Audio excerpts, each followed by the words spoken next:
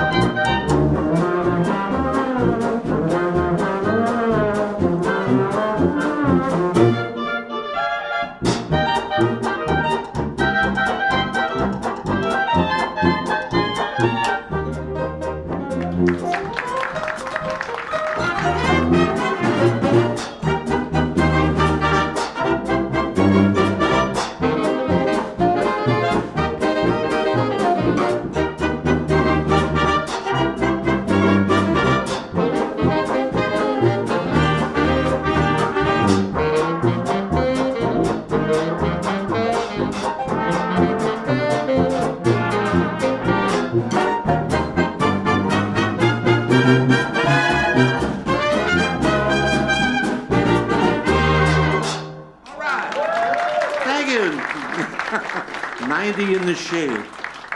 I hope the 90-degree weather doesn't come around for a long, long time, or maybe never. All right, we had John Kelso playing some hot trumpet there. Joe Bogie, you played a little lead down there in the beginning, right? Yeah, I heard a little bit, and Mark Loebman there on the tenor. Little pieces of piano, little fragments there. Always good fragments from Peter Yaron. We'll give you more solos later, I promise. Okay. And Sam Chess, did you change your trombone in the middle of that? The megaphone. Yeah. Yes, the megaphone. What did you do in the middle of that?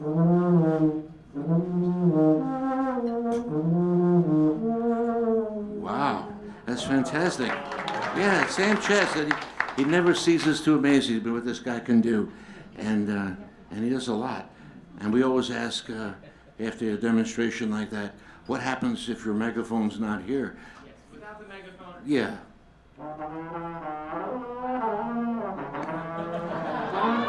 Oh my. Okay. Moving right along. All right, here's a fun little tune written by one of my favorite unknown composers. I call him an unknown composer because some people know his music, but they don't know anything about him. And it's a fellow named Maceo Pinkard. Maceo Pinkard, he wrote a beautiful tune called Sugar that both Bix and Ethel Waters performed. He wrote Them There Eyes, Give Me a Little Kiss, Will Ya, Huh? That's a little obscure one from 1927. And probably his biggest hit was something called Sweet Georgia Brown. Yeah, Maceo Pinkard. Well, here's a fun tune that he did in 1930, and it's called OK Baby. And the great McKinney's band out of Detroit recorded this, and that's our arrangement I'm going to play for you right now. Originally an Archie Blyer stock that we transformed. OK Baby, 1, 2, 1, 2.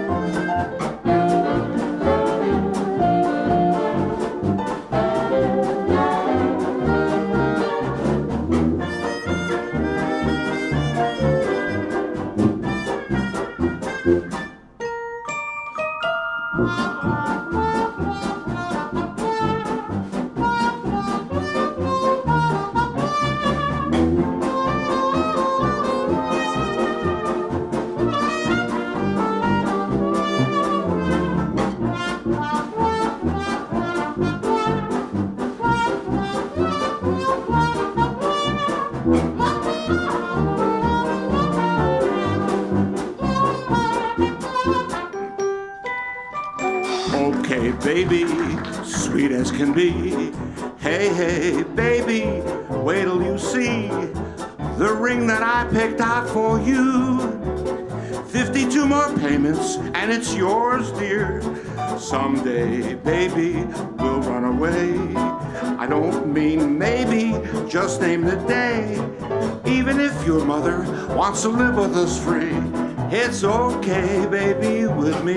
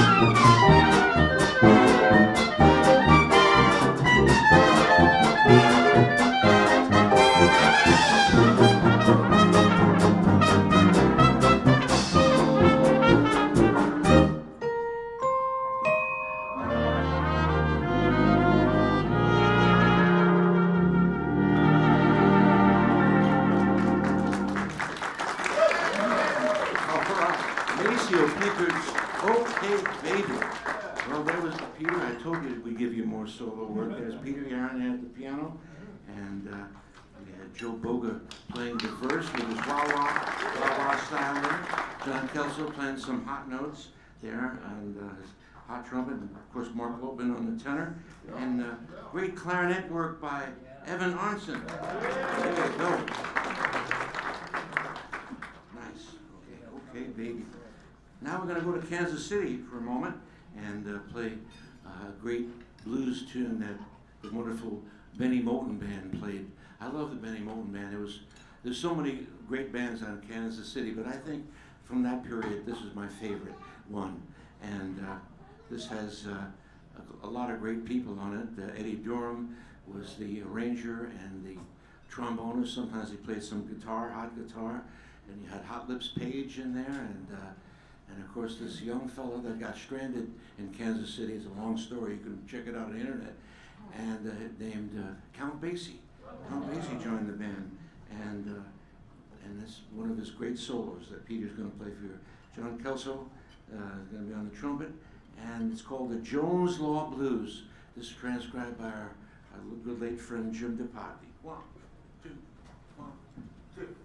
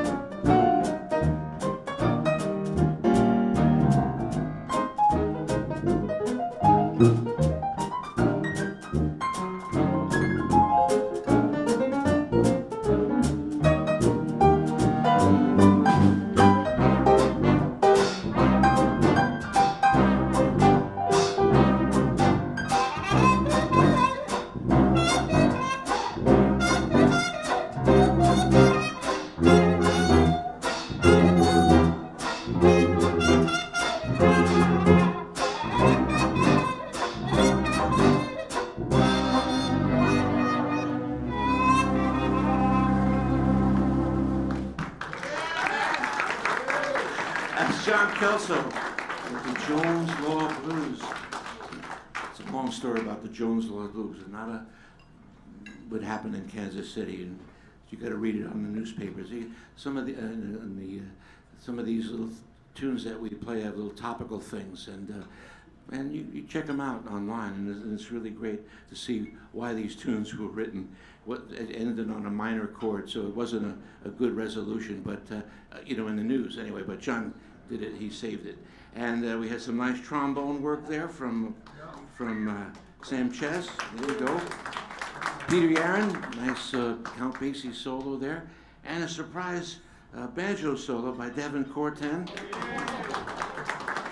Hey, we had some Wild and Woolly alto sax playing there by Wild and Woolly Will. There you go. Say, Will, I think there's something really important happening here at Birdland concerning you and your brother this weekend. Is this true? Yes, Vince. Thank you very much. It is true. My brother and I, we go as the Anderson brothers, or we also are sometimes confused with Peyton and Eli Manning. Anyhow, we're leading a show upstairs here at Birdland this Sunday, June 21st at 5:30 p.m. We'll have our 15-piece jazz orchestra saluting the 70th anniversary of Duke Ellington at Newport. So check that out this Sunday at 5:30. I'll tell you when it's time to clap. Also, we have a merchandise cart in the back there with various merchandise for sale. A lot of musicians have their CDs and LPs. I have a more archaic product. It's called a book. And I wrote it. It's called Songbook Summit, 15 Pioneers of American Sound. It chronicles the life stories of many of America's great songwriters and musicians from the last century, some of which we'll be saluting tonight. And I get asked a lot, did I use AI to write this book? The answer is yes. But I did not use artificial intelligence. I used something else called Anderson intelligence. All right, Will Anderson. Make sure you come on Sunday to hear this great band. I'll be there. All right. You know, one of the Nighthawks' rule is we take requests, but we don't play them. But this request is from about 10 years ago, so we finally got it. It's a very, very obscure song, and when you hear it, you know why it's obscure. It was written by a black songwriter by the name of Sidney Easton, and Sidney Easton, probably his biggest hit was something that Ethel Waters did with him called Go Back Where You Stayed Last Night. But he was a playwright, he was an actor on some Broadway shows, and he also did some film work too. And it's a hot little tune here, very obscure, called The Blue Jay Stomp. And we're handing it out right before your very eyes and ears. So this is sort of, the rehearsal and the performance all rolled into one. So I hope The Blue Jay Stomp, right, by Sidney Easton, E-A-S-T-O-N. You won't find it anywhere, believe me. It took me about 10 years to find this arrangement. And we have to be one of the few bands playing this tonight on West 44th Street. All right. Good luck, everybody. 1, 2, 1, 2.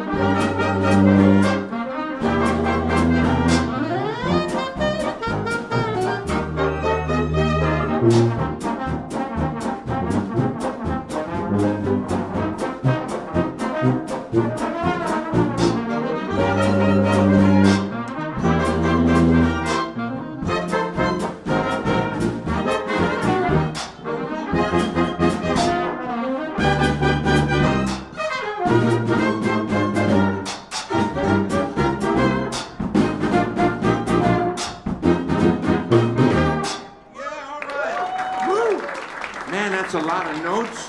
The Blue Jay Stomp by Sidney Eason. He published that himself too, here in New York City.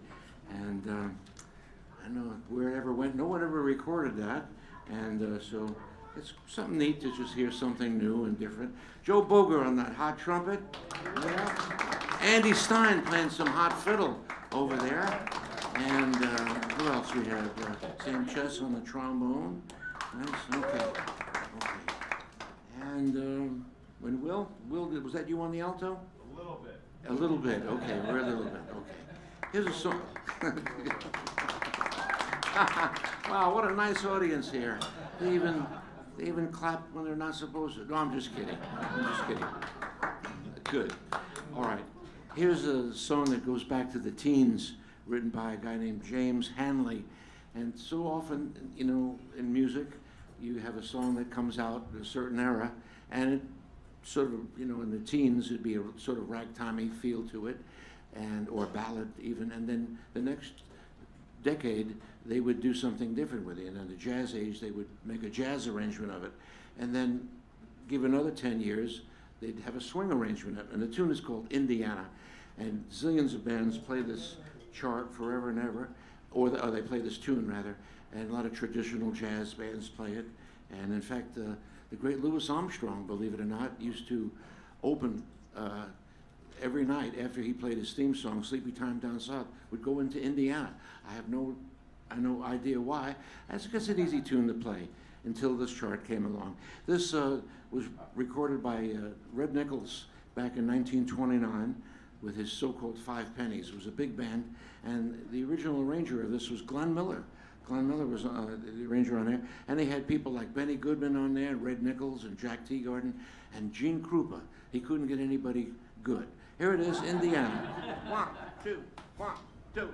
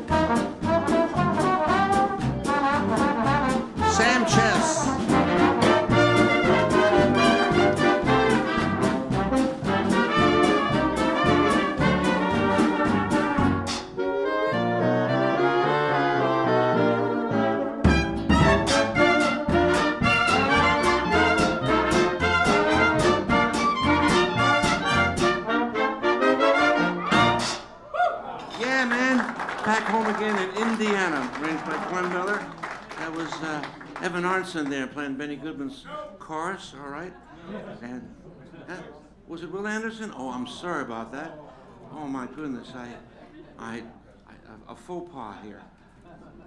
Could we try that again with you playing it? No, I'm just kidding. All right, Sam Chess on the trombone, and then we took the Red Nichols solo, at least Herb Gardner, who transcribed this, and he harmonized it 3 ways with the brass, sort of like what Red Nichols did later on in the 1950s when they recorded it on Capitol. And there you go. All right. Wow. I'm so sorry, Will. I'm so busy reading all these notes here. I couldn't. Will you forgive me? No. Okay. Well, at least it's out in the open now. There you go. I'll buy your book tonight. I promise. Okay. Well, let's keep on the sunny side of the street here, and we're going to play a tune called "Sunny Side Up." And this tune was originally introduced in a 1929 film starring Janet Gaynor and Charlie Farrell, "Sunny Side Up," and I love that it was revived in a way in that movie Paper Moon that came out with the O'Neills, and it's written by the De Silva, Brown, and Henderson team, the wonderful team. And this arrangement is based on the Johnny Hamp recording from 1929. For any of you record collectors out there, I have the Johnny Hamp Victor recording. We tried. Okay? 1, 2, 1, 2.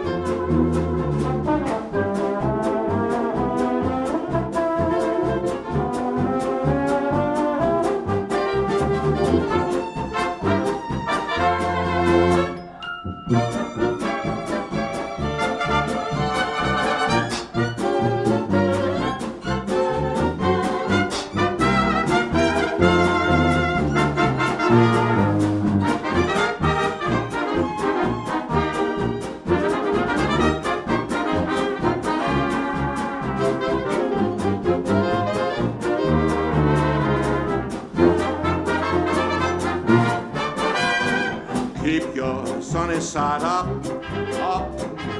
hide the side that gets blue. If you have 9 suns in a row, baseball teams make money, you know. Keep your funny side up, let that laughter come through. Do stand up on your legs, be like 2 fried eggs. Keep your sunny side up.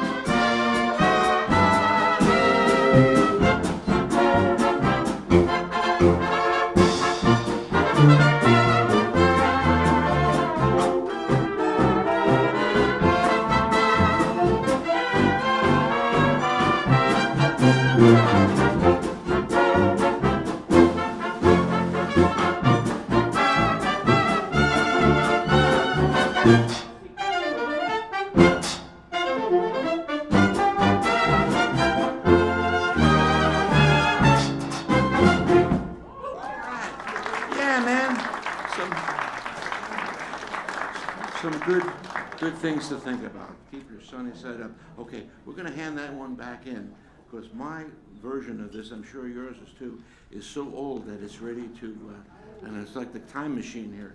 So we're going to hand it. We're going to warm up the photocopy machine and put another log on the photocopy machine, and do that. You should see my photocopy machine. It's got a crank and a log in case one goes out, you know. There you go. All right. Here's a very interesting little tune written by a fellow named Harold Mooney. In the early 1930s, he and his brother had a music publishing company called the Luz, LUZ Music Publishing Company. I don't know too much about them, but they wrote some interesting tunes, and this one is called Swamp Fire. Ozzie Nelson's band used to play it, but then someone gave me a cassette about 40 years ago of about 10, 11 bands playing this. And there was even Duke Ellington recorded it much later in the 40s. So here it is, Swamp Fire.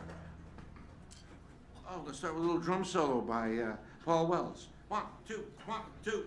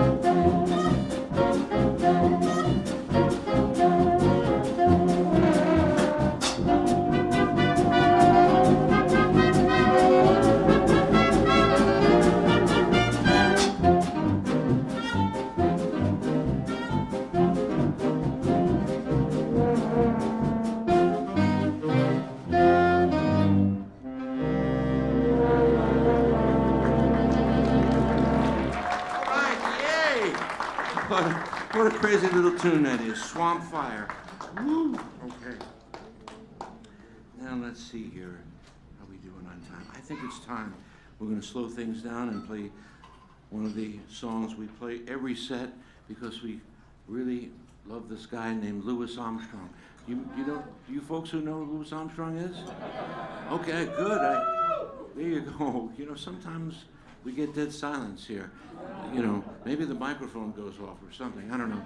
There's a wonderful place we want you to go and check out. It's the Louis Armstrong House Museum. How many folks have been there? All right. Did you have a good time? Oh, great. Yeah, it's wonderful. It's got all kinds of wonderful memorabilia. It's where Louis and his wife lived and partied and just had a great time. And there's so much for you to explore and see. And Louis even greets you like, come on in, you know, the way Louis would speak like that. And both our trumpet men actually have been there many times and played on Louis's beautiful golden horn. And that's pretty neat thing to do. Yeah. The next tune we're going to play for you is a tune that Louis played in 1928. He wasn't the first fellow to record it. The actual first fellow to record it was his teacher, mentor, a guy named Joe Oliver. Joe Oliver, who was also known as King Oliver. Yes, who came from New Orleans and was very helpful in Louis's life. He showed him a lot of the ropes and got him on his way by bringing him to Chicago. And a lot of people found out about Louis, and he was on his way. And Louis never forgot that. He called Joe Oliver Papa Joe. He says, Papa Joe did so many great things for me. So here's this beautiful tune that Papa Joe Oliver wrote called the West End Blues, and here's John Kelso to play it for you.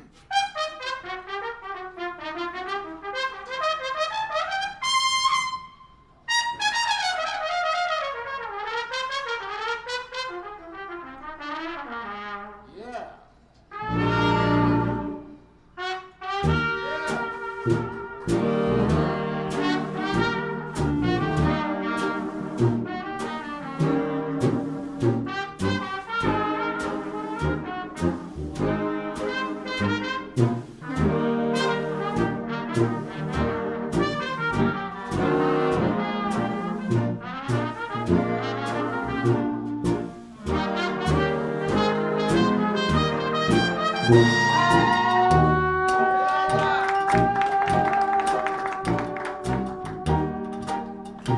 Yeah,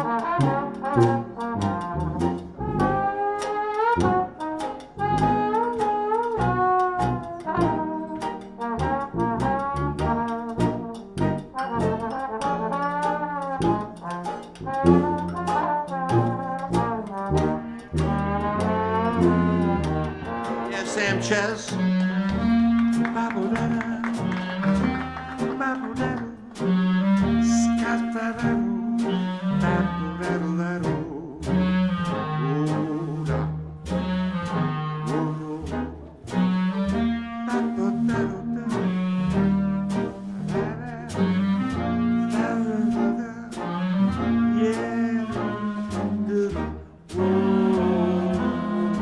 How about those clarinets?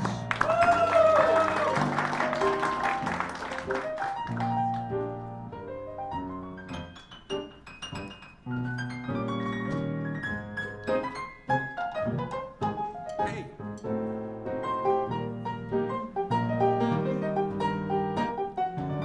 That's Peter Yaron doing Father Hines. Give him a nice hand. All right, John.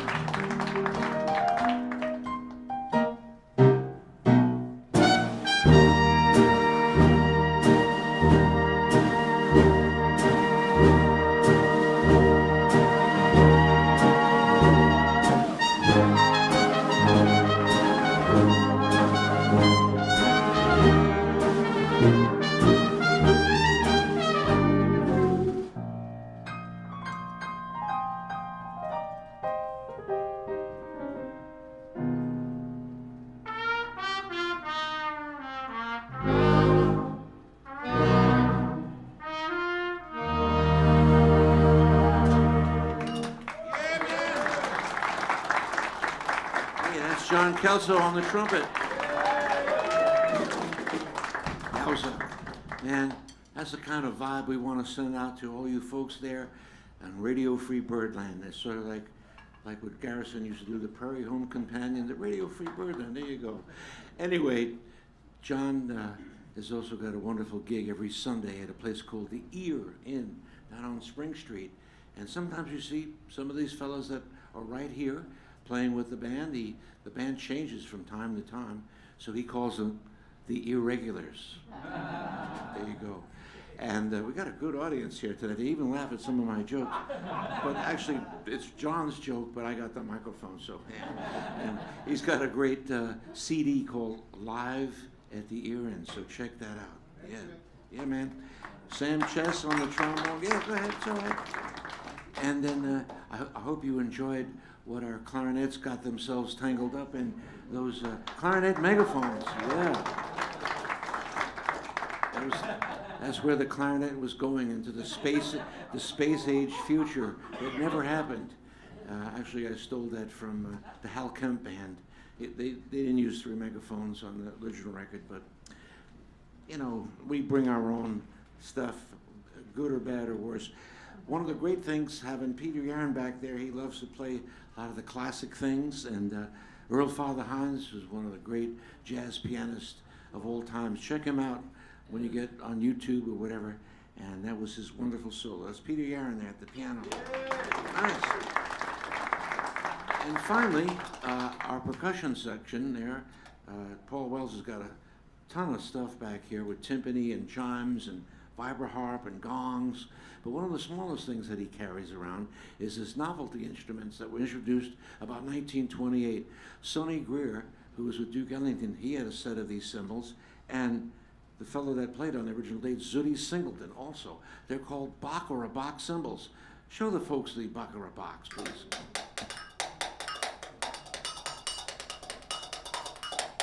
All right, all right. Don't give him too much there. Okay, Paul Wells and his Baccarat box. Now, of course, when you listen to the original recording, now you know what's making that clippity-clop kind of sound, and it's great. And also, you might want to check out our record of it. We did a nice record over there, and I call it a record. It's not a long play record. It's actually a short play record. Why? Because most long play records are 33. This thing was recorded at 78 RPM. What? Yeah, really. I kid you not. So if you buy the record, please please have a 3-speed turntable, okay? Or else it's going to be a disaster. Okay. We've got lots of merch on the table there. You know, we mentioned Will's got his book, and Evan Arnson, who didn't play the solo on Indiana, but he's still got a great CD over there called the Jazz Crush, right? There you go. So check that out. And Andy Stein is supposed to have his CD ready any year now, and we have our record too, and a lot of great, and there's free stuff there too, free. We also have sheet music, and you know, every piece of merchandise sold at that table helps a needy family. Ours. Okay, great. Okay, now here's something I'm introducing tonight for the very first time, and you're gonna say, wow, you're crazy, Vince, but whatever. In the early 1930s, when the Depression was on, right, people weren't buying records because they were too expensive. Like Victor and Columbia and Brunswick, they were charging like 75 cents a record, and that's a lot of money, you know, in those days. Doesn't sound like a lot now, but it is. So someone introduced this thing to make records on this like heavy, durable cardboard records. They were called Hit of the Weeks. And you went down to your newsstand, and they were cardboard, so you couldn't break them. And I have a few of them. They're still great. Duke Ellington made one, so it's called Hit of the Week. Well, I decided to kind of go on that principle here and bring some old music here from my big collection. And this is a tune I've never heard, and I want to dedicate that this is possibly the first dog tune of the week. And this is called Ham on Rye. So here you go, Ham on Rye. So be careful because it's the original orchestrations. It's not a Xerox. And Vincent Lopez, I guess, had something to do with it. He put his name on it, and Nick Paisani, and I guess this is sort of a swing tune. Ham on Rye. We're going to see what this sounds like, and maybe it'll qualify as a dog tune. A dog tune is a tune that, you know, is just terrible. And I got to meet the wonderful lyricist Mitchell Parrish, who wrote a zillion tunes with different composers like Sweet Lorraine and Stardust, and I said, you had such a great life, you know, working with all these great hit tunes. He says, some of those tunes were bad. They were curs. Curs? Yeah, dogs. So there you go. So here, guys, it's called Ham on Rye. And let's see what it sounds like from 1937. 1, 2, play, swing.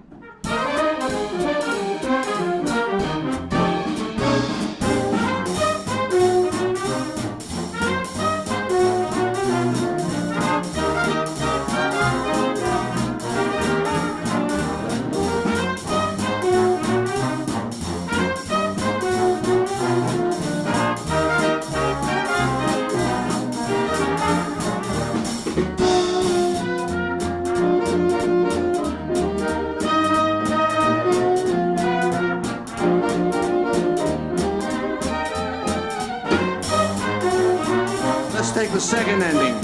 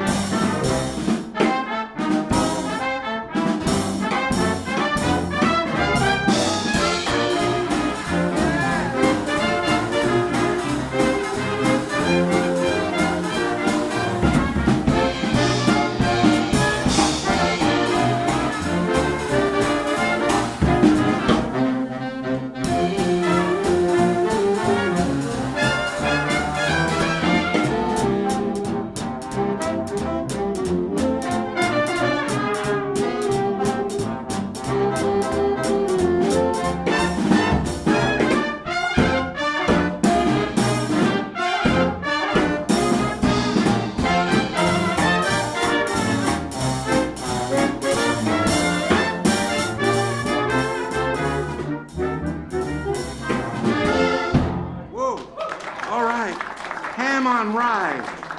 Ham on Rye from 1937. All right. Okay, woof, woof. Who let the dogs out? Here, let's put that away. And I won't say we'll ever play that tune again, but you never know. So maybe some movie producers said, that's just what I'm not looking for. Hey, let's put the scores away and have John Kelso save us and play some traditional jazz here. How about There Are Smiles? Oh, There Are Smiles That Make Me Happy? Yeah, That's good, from about 1918 or so. What key you gonna play that in? Do you like F? I love F. I love the F tune. Okay, it's a good key. Okay, one flat, like my unicycle. Okay, so guys, at the end of this, don't go down to the D7s. Hang on the F. Gotcha. You got the big diminished then the C7. Okay, that was our rehearsal. 1, 2, 1, 2.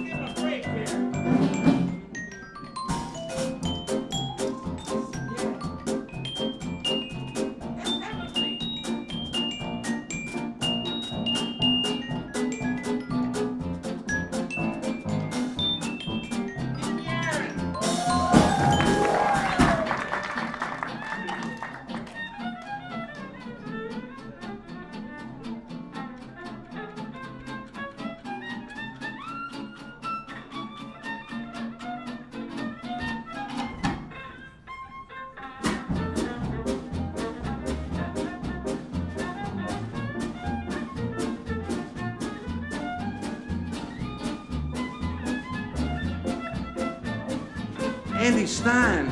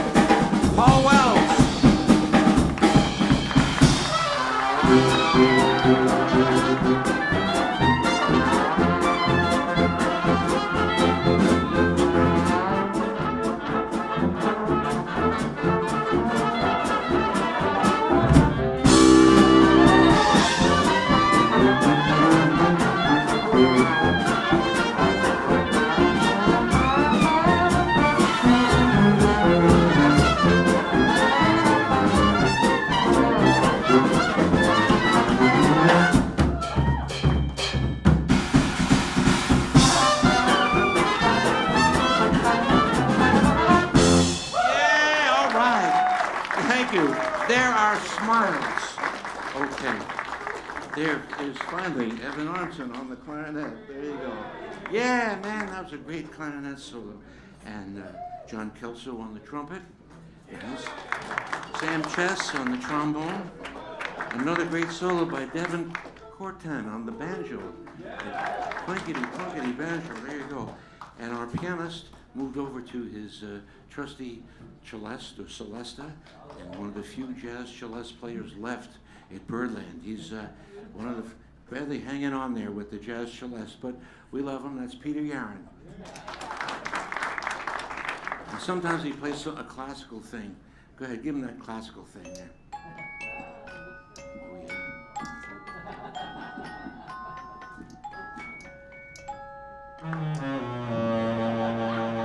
Nice, all right. There you go. Thank you, Peter. And another guy that made a switcheroo is Andy Stein, picking up his phono fiddle, Stroh violin, violin with the horn on. Andy Stein! Yay! I appreciated the one person that applauded for my bass sax solo. No, it's okay. It's all right. No, I'm not looking for applause. It's rule number 2 with the Nighthawks. The more you drink, the better it sounds. And the more I drink, the better I think it sounds. Let me go. How sweet it is.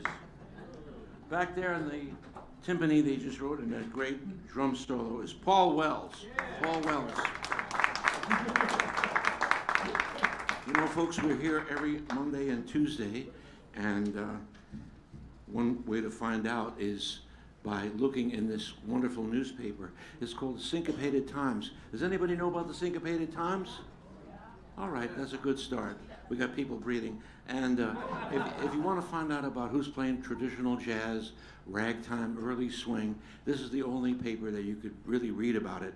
And I want to say I'm very honored that 2 of my members of the Nighthawks, Andy Stein and John Eric Kelso, were on the covers recently, and they sold like hotcakes, you know. My version sold like linoleum, you know. But anyway, what versus platinum, and this cover here is a wonderful tribute to a magnificent friend and reed man, a guy named Ken Poplawski. He used to work in the Nighthawks when he first came to New York.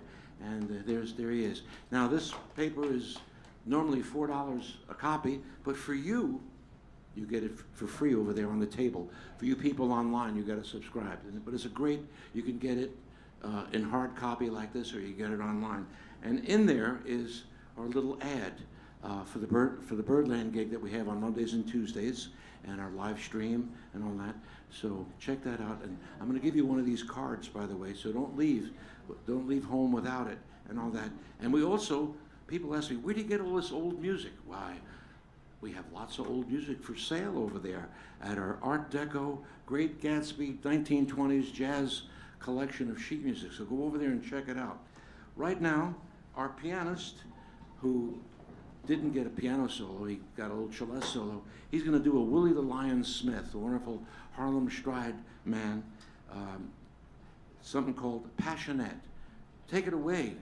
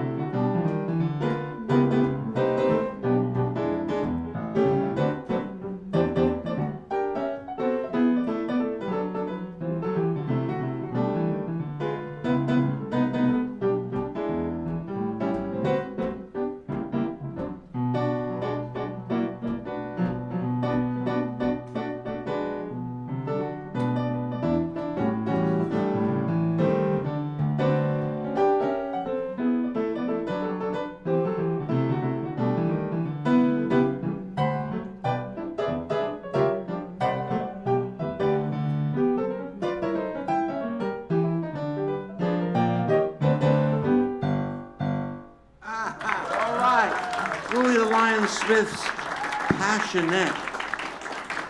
Great, Peter, Aaron, thank you. All right, moving right along. I just want to put in my plugs here for these two great jazz festivals. Anybody from the Midwest here tonight? Oh, yeah. All right, the Midwest, all right. There's a wonderful tribute to Bix Beiderbecke every year, and July 30th to August 1st, you got to head on out to Davenport, Iowa, and have a wonderful time with this great music of the 1920s, the music that Bix made famous. We have some flyers there. And is anyone here from Europe here with us tonight? Any European folks? Okay, but maybe in spirit, maybe you want to go to Europe and check out this wonderful weekend in Whitley Bay from November 6th to 8th, the International Classic Jazz Party, Mike Durham's. It's fantastic. More stuff there. You could catch up on all the stuff in the Syncopated Times. Okay, we're going to go back to 1924 right now and play a wonderful song that Louis Armstrong recorded with Fletcher Henderson, something called Shanghai Shuffle. Shanghai Shuffle, written by two fellas from St. Louis, Gene Rodemick and Larry Conley. We got somebody from St. Louis here? All right. I love St. Louis. I used to play the St. Louis Ragtime Festival quite a few years, and I cleaned out the Ambassador Theater that no longer is there. It's a long story, but some of the music you're hearing tonight came from the Ambassador Theater. I think it's a parking lot now, but c'est la vie. Shanghai Shuffle, 1924. 1, 2, 1, go.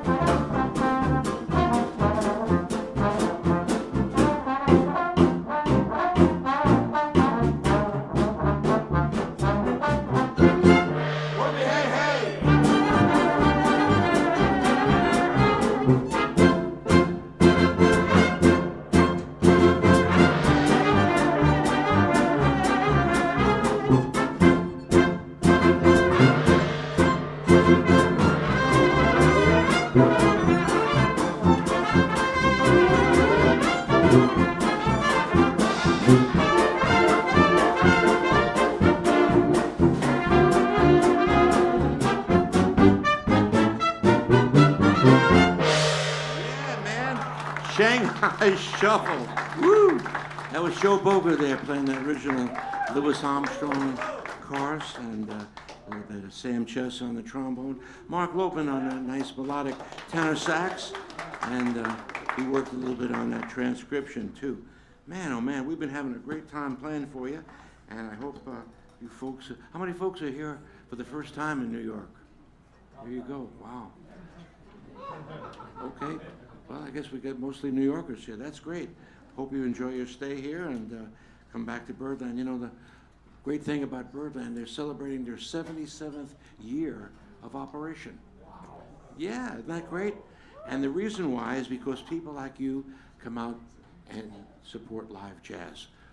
Also, Birdland has an amazing array of talent that happens here 365 days and nights.